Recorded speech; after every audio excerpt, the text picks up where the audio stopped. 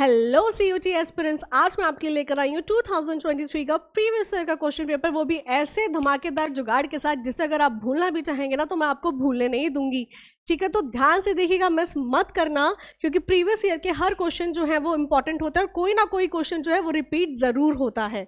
ठीक है, ये देखिए शिफ्ट 1 में आया था 21 मई को 2023 में। ये आपका स्टार्टिंग जो है आपका अनसिन पैसेज का है। अनसिन पैसेज की बहुत डिमांड रही थी कि टिप्स के साथ लेकर आऊं, तो मैंने कुछ अनसिन पैसेज के टिप्स अपने चैनल में अपलोड करे हैं, लिंक आपको प्रोवाइड कर दूंगी, तो देखना ज़रूर। और इसके टिप्स और ट्रिक्स के साथ भी मैं आपको ज़रूर लेकर आऊँगी, तो देखना मत भूलिएगा और पक्का करवाऊँगी, ये मेरा आपसे प्रॉमिस है। ठीक है, तो देखिए यहाँ से हम शुरू करते हैं अपने वोकैब सेक्शन से और अपना ग्रामर सेक्शन से। फर्स्ट क्वेश्चन हमें कहता है rearrange the words in the correct order to form a meaningful sentence. हमें क्या करना है, ये हमको क्या करना है, कुछ वर्ड्स जो हैं वो ऊपर नीचे दे रखे हैं और हम लोगों को उसे रीअरेंज करना है। ठीक है, चूज द करेक्ट आंसर, आपको ऑप्शन दे रखे हैं।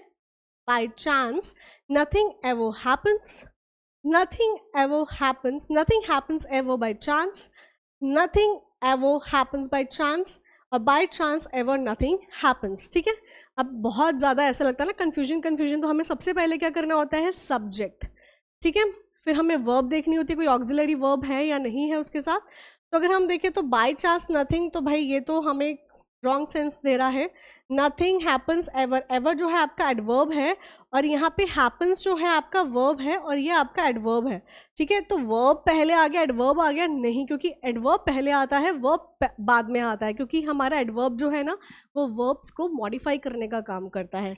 तो ये वाला सेंटेंस भी जो है हमारा रॉन्ग है।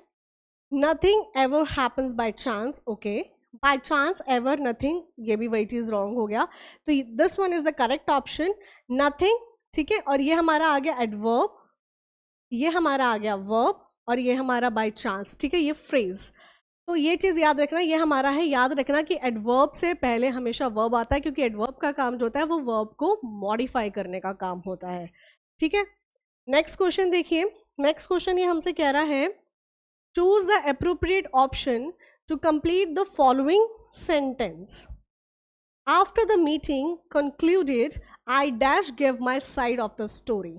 ठीक है, जब क्या थी, कंक्लूजन पे आगे मीटिंग। ठीक है, आफ्टर द मीटिंग कंक्लूडेड, तो मुझे क्या किया गया, कुछ मतलब give my side of the story, कि मुझे मतलब कुछ कहा गया कि मैं अपनी साइड की स्टोरी भी सुनाऊं, कुछ कुछ ऐसा है। तो देखते हैं क्या है, left to, allowed to, was allowed for and was allowed to. अब देखिए इसमें क्या है, लेफ्ट लेफ्ट, सबसे ज़्यादा हम देखते हैं कि कॉमन क्या चीज़ है, अच्छा अलाउड अलाउड अलाउड, तो ये तो बिल्कुल है, तो हम इसे क्या करेंगे, एलिमिनेट कर देंगे। देख के ही हम, मैंने आपको पहले पेपर में भी समझाया था कि हम सबसे पहले वो चीज़ देखते हैं ना जहाँ पे हमें लगता है कि हाँ एक तो बिल्कुल ही जो अलग जा रहा है उसको तो हम पहले ही कैंसिल आउट कर देते हैं।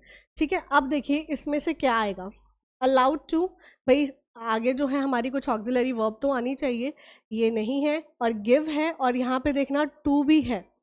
वॉज अलाउड फॉर, तो आई अलाउड फॉर गिव, ये तो ग्रामेटिकली ही रॉन्ग साउंड कर रहा है यहाँ पे, तो ये ऑप्शन भी गलत हो गया और ये ऑप्शन सही है, क्योंकि वॉज अलाउड टू, और टू के बाद हमेशा हमारी वर्ब की फर्स्ट फॉर्म आती है। इसकी ट्रिक भी मैंने समझाई थी।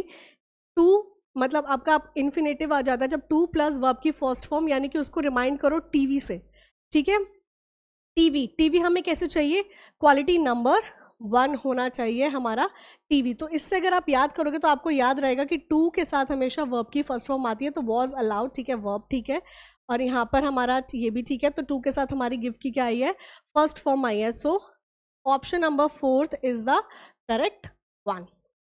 नेक्स्ट देखिए, choose the correct meaning of the expression to the fore. ठीक है, टू द फॉर्स, फॉस, इसको फॉस पढ़ते हैं क्योंकि ये हमारा फ्रेंच का है, तो इसलिए हम इसको फ्रेंच में टू द फॉस ये पढ़ेंगे। अब इसका मतलब क्या होता है, ठीक है, मतलब देखिए इसका, अब इसकी एक ज़बरदस्त ट्रिक के साथ आपको याद दिला दूँ कि कभी भी आपको ये सेंटेंस देखने के लिए मिलेगा, या फ्रेज मिलेगा, तो आप भूल भी नहीं पाओगे। टूर, अपना टूर याद करो। ठीक है, आप किसी tour of force, force full talent, इसे याद करना, टूर ऑफ फोर्सफुल, फोर्सफुल से याद करो कि फोर्स मतलब ऐसी जगह पे, फोर्स फोर्स से याद करो कि आपको एक ऐसी जगह पे अपना टैलेंट दिखाने के लिए जाना है, अपने स्किल्स को शो करने के लिए जाना है, किसी परफॉर्मेंस शो में जाना है आपको, और वहाँ पे जाके आपको क्या दिखाना है? अपना टैलेंट दिखाना है, आपको अपना स्किल दिखाना है। टूर दे फोर्स मतलब आप किसी टूर में जा रहे हो, किस लिए? अपना टैलेंट दिखाने के लिए। फोर्स मतलब फोर्स से रिमेंबर करो, अच्छा आपको वहाँ पे फोर्सफुल मतलब आपको वहाँ पे स्किल्स दिखानी है, अपने आप को टैलेंट दिखाना है, अपनी परफॉर्मेंस इतनी अच्छी करके दिखानी है कि भाई चक दे फट्टे, ठीक है? तो उससे आपको याद हो जाएगा, अच्छा टूर द फॉस मतलब टूर कहाँ पे हम गए थे? अच्छा हम तो अपना परफॉर्मेंस शो में गए थे, अपना टैलेंट दिखाने के लिए, अपने स्किल दिखाने के लिए। तो उससे ही आपको याद आ जाएगा यहाँ पर, और आपको यहाँ पे कितनी अच्छी सी पिक्चर दिखाई दे रही होगी जिसमें आप क्या दिखाई दे रहा है कि कैसे एक इंसान अपना टैलेंट दिखा रहा है, राइट? तो इसमें क्या हो जाएगा? इसमें हो जाएगा अ स्किलफुल परफॉर्मेंस और अचीवमेंट, जैसे मैंने आपको पहले बता दिया था। अ फोर्सफुल एंट्री नहीं होगा, एन इम्पॉसिबल टास्क नहीं होगा, क्योंकि टूर द फोर्स का मतलब होता है आपको वहाँ पे एक स्किलफुल परफॉर्मेंस दिखाना, right? Now come to next question. Next question आपसे क्या कह रहा है ये? Convert the following sentence into its exclamatory form, ठीक है? एक्सक्लेमेटरी फॉर्म में आपको क्या करना है? इस सेंटेंस को चेंज करना है। I wish that I were young again, मतलब कोई इंसान है, ठीक है? वहाँ पे वो क्या सोच रहा है? अगर आपको दिख रहा हो कि यहाँ पे मैंने एक पिक्चर लगाई है जहाँ पे एक जो लेडी है वो बहुत ओल्ड हो चुकी है और उसके हाथ में एक अपनी यंग सी फोटो है, राइट? दिख रहा है ना? तो वो क्या सोचे कि काश, क्या काश मैं फिर से जो है यंग हो जाऊँ, है ना? तो वो सोच रही है, तो उसको हम एक्सक्लेमेटरी फॉर्म में कैसे लिखेंगे? अल्लास if I were young again. Hurrah! I could be young again. Ah, that I were young again. Oh, if I were young again. ठीक है? पहली बात तो ये देखो, एलिमिनेशन मेथड यूज़ कर रहे हो भाई, यहाँ पे कोई खुशी तो नहीं व्यक्त कर रही है वो, यहाँ पर थोड़ा सा वो क्या है, मतलब रिग्रेट फील कर रही है, थोड़ा सा वो मतलब दुखी है, वो चाहती कि काश मैं होती, ठीक है? काश मैं होती, तो ये वो खुशी तो है नहीं यहाँ पे, ठीक है? ओ इफ आई वर रॉन्ग, ठीक है? अगर इसको देखा जाए तो ये ग्रामेटिकली रॉन्ग है, टोटली रॉन्ग। अल्लाज इफ आई वर यंग और that I were young, grammatically अगर हम देखा जाए तो ये टोटली आपका करेक्ट है। अल्लाज ठीक है, रिग्रेटफुल है, पेनफुल है, बट मतलब इट इज़ लेस नेचुरल। अगर मैं बात करूँ ना तो ये लेस नेचुरल है, और करेक्ट अगर हम ग्रामेटिकली देखें, that I were young again, काश मैं भी यंग हो जाऊं फिर से, है ना? तो इस चीज़ का याद रखना, क्योंकि वहाँ पे आपको ग्रामेटिकल एंड ऑल सब कुछ चेक करना पड़ेगा कि क्या चीज़ सही है और क्या चीज़ सही नहीं है। नेक्स्ट हम क्वेश्चन देखते हैं, यहाँ पे क्वेश्चन नंबर 20th देखिए क्या कह रहा है ये हमसे। Match the words in list 1 with the meanings in list 2, ठीक है? लिस्ट 1 एंड लिस्ट 2 क्या कह रहा है? फर्स्ट अगर हम देखें इसको, इट्स ऑरेकल, इट्स ऑरेकल, ठीक है? Oracle. Next one is linguistic, indolent, and next one is gullible, ठीक है? अब क्या मतलब होता है, कुछ कुछ का तो थोड़ा बहुत उसके चीज़ों से समझ में आ रहा होगा, पर कुछ तो दिमाग के ऊपर से ही निकल रहे हैं हमारे, है ना? कुछ नहीं होता, when I am here no problem is here and there. चलिए चलो देखते हैं। ऑरेकल, ऑरेकल, ऑरेकल से याद करो मिरेकल, ठीक है? ऑरेकल से हम क्या याद करते हैं? मिरेकल याद करते हैं।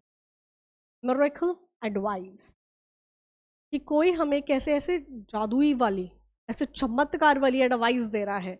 ऑरेकल से याद करो, अच्छा ऑरेकल एडवाइस, अच्छा एडवाइस दे रहा है, ओके एडवाइस से रिलेटेड है, मतलब देखो यहाँ पे कहाँ पे कुछ ऐसा ऑप्शन है आपको दिख रहा है कुछ एडवाइस से रिलेटेड? A person skilled in no, lazy no, one who can be fooled easily no, the advice, yes this one, the advice given by gods, ठीक है? तो याद करना जब भी oracle, oh it's miracle, miracle से याद करो मिरेकल, अच्छा एडवाइस, कोई हमें एडवाइस दे रहा था, कोई हमें चमत्कार की एडवाइस दे रहा था, और वो कौन दे सकते हैं? भगवान, है ना?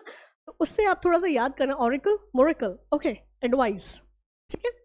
नेक्स्ट देखिए, नेक्स्ट आता है आपका लिंग्विस्टिक।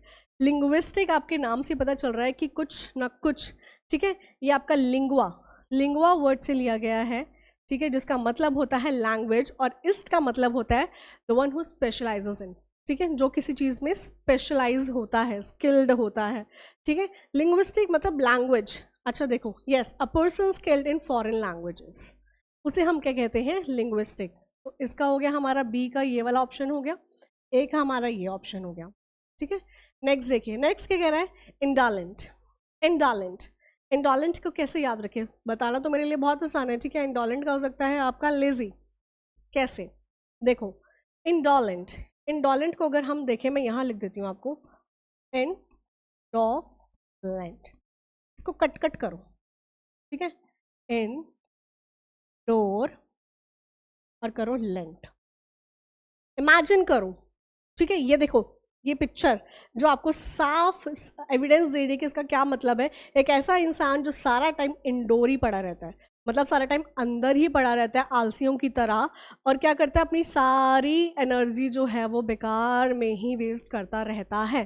तो इंडोलेंट से याद करना, इट्स इन, डू से याद करना डोर, ठीक है, और लेंट मतलब इंडोर, मतलब ऐसा इंसान जो सारा टाइम अंदर ही रहता है, आलसियों की तरह अपनी पूरी एनर्जी वेस्ट करता है, उसको हम इंडोलेंट कहते हैं।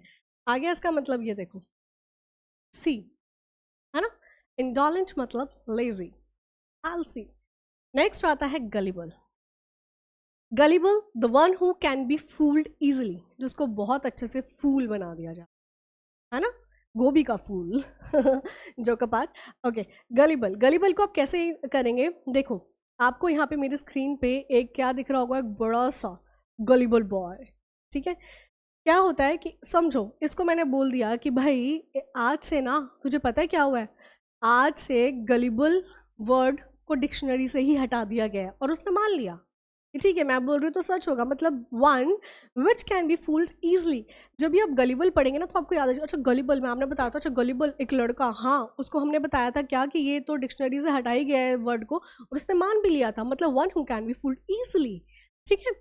तो उसका मतलब क्या हो जाता है हमारा गलिबल, ठीक है। तो वन हु कैन बी, तो यह इसका सही ऑप्शन है। उसके बाद नेक्स्ट हमारा क्वेश्चन आता है, विच amongst the following options carries the correct spelling. Correct spelling, correct spelling जो है इसकी क्या होगी, फेनोमिनोलॉजी, फेनोमिनोलॉजी, फै, एक चीज़ याद रखना, ये फी है, ये भी फी है, तो ये तो पहले से हो जाती है क्योंकि फेनोमिनोलॉजी फै बात होती है, तो ये तो हमारी गलत होगी, ठीक है। अब आप बोलोगे भाई इस चीज़ को, इस चीज़ के लिए भी मैं आपके लिए एक मज़ेदार ट्रिक लेकर आई हूँ, इसको आप कैसे लर्न करोगे। देखो यहाँ लिखती हूँ मैं, फेन ओ, उसके बाद क्या है, मैनोलॉजी, मैन ओ लॉजी, फेनोमिनोलॉजी, ठीक है। इसको ब्रेक करो, एक ब्रेक, उसके बाद ओ, और उसके बाद ये रहा, ठीक है, फैन ओ मैन लॉजी, ये मैंने ब्रेक कर दिया, फैन ओ मैन लॉजी। चलो अगर फॉर एग्जांपल मैं इसको क्या करती हूँ, सोच लेती हूँ ये साइलेंट है, इसको मैं बोलूँगी पेन ओ मैन लोगे, पेन ओ मैन लोगे, फेमानोलॉजी, ठीक है। इससे आपको याद हो जाएगी और कभी नहीं भूलोगे, अच्छा इसकी स्पेलिंग क्या थी, पेन, पेन ओ मैन लोगे, इसको लॉजी की जगह पढ़िए लोगे, ठीक है। आपको पिक्चर में दिख रहा होगा क्या है, एक मैन ने क्या खड़ा हो, पेन, और वो सबको देने के लिए बोल रहा है, ठीक है, क्या आप पेन लोगे, तो याद रखना पेन ओ मैन लोगे, तो फेमानोलॉजी, इससे आपको ये चीज़ कभी भूलेगी भी नहीं। नेक्स्ट हम देखते हैं, नेक्स्ट क्वेश्चन हमसे क्या कह रहा है। नेक्स्ट क्वेश्चन है, rearrange the given phrase to form a sentence with superlative degree of comparison, ठीक है। सुपरलेटिव डिग्री बताना है, तो आपका सबसे मैं आपको हिंट दे देती हूँ, देखो सुपरलेटिव वो होती है जब हमारी सुपरलेटिव डिग्री के आगे जब द लग जाता है ना, ठीक है, जब द लग जाएगा हमारी सुपरलेटिव डिग्री के साथ, तो वही हमारा सुपरलेटिव डिग्री, आप देख के बता दो कि क्या हो सकता है, ठीक है। आयरन, अब आपको देखना होगा कि यहाँ से अगर आप देखो आयरन इज द मोस्ट, मतलब मोस्ट हमारा क्या है, सुपरलेटिव डिग्री है। सुपरलेटिव डिग्री के याद रखना, सुपरलेटिव डिग्री से हमेशा पहले द का यूज होता है, पूरा देखने की जरूरत नहीं, ध्यान से देख लो बस कि कहाँ पे दा लगा है सुपरलेटिव से अगर, तो वही आपका करेक्ट सेंटेंस होगा। Iron of all metals is the most useful, भाई ये तो ग्रामेटिकली चलो ये है, अगर मैंने बोल दिया कि चलो ये ठीक है, बट आप ये देखो कि ये क्या है, ये तो ग्रामेटिकली तो रॉन्ग है। चलो इसको अभी हम देखते हैं कि दूसरा और कोई है हमारे पास। Iron is the most useful metals of all the metals, okay this one भी है, of all the metals most नहीं, इसके आगे द नहीं आया, ठीक है, इसके आगे भी मोस्ट के आगे यहाँ पे भी द आ गया, यहाँ पे भी द, ठीक है, अब आपको कंफ्यूजन हो रहा होगा कि यहाँ पे हमारा सुपरलेटिव डिग्री कहाँ से आएगा। तो सबसे पहले अगर आप ये देखेंगे सुपरलेटिव डिग्री के बाद उससे पहले हमारा द से पहले क्या आना चाहिए, हमारा ऑक्सिलरी वर्ब आना चाहिए, जो यहाँ पे नहीं आ रहा है, जो यहाँ पे नहीं आ रहा है, दैट मीन्स ये दोनों ऑप्शन भी गलत हो। पहले तो हमने सुपरलेटिव से पहले द देख लिया, वो हो गया। उससे पहले भाई, उससे पहले क्या ऑक्सिलरी वर्ब भी आ रही है हमारी, तो वो हमारी इसमें आ रही है। Iron is the most useful of all the metals. ठीक है, नेक्स्ट क्वेश्चन देखिए। नेक्स्ट क्वेश्चन हमसे कहता है out of the 4 alternatives choose the one that suits the best as a question tag आपको यहाँ पे बताना है। She rarely attends the class, does she, isn't it, is it, या डजंट शी। पहली बात आप ये देखिए, अगर क्वेश्चन अगर आपसे आगे का सेंटेंस आपसे पूछा जा रहा है पॉजिटिव में है तो उसका क्वेश्चन टैग नेगेटिव बनेगा, और स्टार्टिंग में अगर आपको नेगेटिव दे रखा है तो उसका क्वेश्चन टैग आपका पॉजिटिव बनेगा। ठीक है, ऑपोजिट चलता है खेल। अब यहाँ पे रेयरली है, रेयरली का मतलब क्या हो गया, जो नेगेटिव है, रेयरली अपने आप में ही नेगेटिव है। ठीक है, तो मतलब हमारा जो क्वेश्चन टैग है वो पॉजिटिव होना चाहिए, ज़रूरी है। ठीक है, तो इजंट इट नहीं आएगा, डजंट शी नहीं आएगा, क्योंकि नेगेटिव तो आने नहीं है, पॉजिटिव। डज शी, और इट की तो यहाँ पे बात ही नहीं की गई है, शी की बात की है, so this one is the right, does she. ठीक है, नेक्स्ट देखिए। नेक्स्ट आपको क्या दिख रहा है यहाँ पे, choose the sentence in which the phrasal verb use of polish of. Polish of का मतलब मैं आपको बता देती हूँ, पॉलिश ऑफ का मतलब होता है खत्म कर जाना। ठीक है, खत्म कर देना सब कुछ, मतलब जो भी चीज़ दी जाती है खत्म कर देना उसको टोटली। ठीक है, the servant polished of the, अब देखो कि कहाँ पे इसका करेक्टली यूज किया गया है। The servant polished of the shoes of all the intimates ना, इसमें कहाँ से कुछ लग रहा है कि हमने कुछ चीज़ थी उसे कंज्यूम कर लिया, उसको खा लिया हमने, तो ख़त्म कर दिया कुछ खाकर। तो यहाँ पे तो भाई शूज़ थोड़ी ना खाएगा वो उनके, है ना, तो ये तो गलत है। My brother polished of all the cake that was in the box. देखो आपको दिख रहा होगा क्या करा मेरे भाई ने, क्या करा, पूरा का पूरा जो केक था बॉक्स के अंदर वो खा लिया, कंज्यूम कर लिया। यस, दिख रहा है, ये राइट। आगे भी देख लेते हैं। द स्पीकर पॉलिश्ड ऑफ, खा थोड़ी ना गया स्पीच को।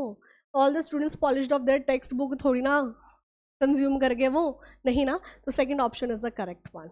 नेक्स्ट में चलते हैं। ऐसे ही मज़ेदार ट्रिक्स के साथ सॉल्व करवाऊंगी कि आप कभी नहीं भूल पाओगे। चैनल को सब्सक्राइब करना मत भूलना, शेयर करना मत भूलना। ठीक है, यूट्यूब में नहीं हूँ पर टीचिंग में नहीं हूँ, इस चीज़ का ध्यान रखिएगा।